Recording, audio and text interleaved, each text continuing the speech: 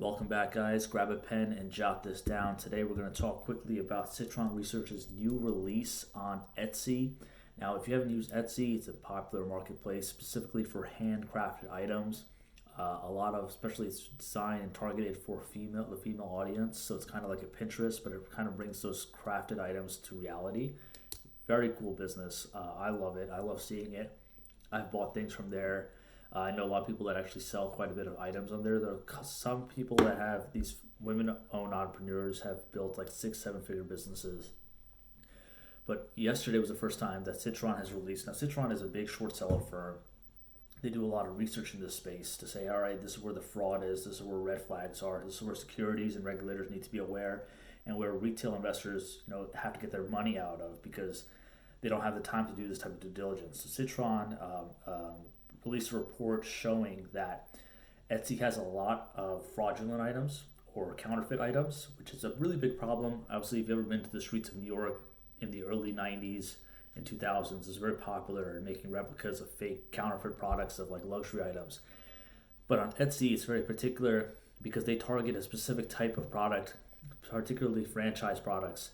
So the most common type of product that's counterfeited is like a Minnie Mouse, Disney product, Mickey Mouse, things that you kind of know will sell. So like even like a Nintendo video game item, something that like has a lot of like customer sentimental value, and but you don't have the rights to sell that. You don't have the license to sell that product. So Disney's very good at going after these counterfeits, and I'm sure they've created a lot of heat around this problem because they're losing out on these sales.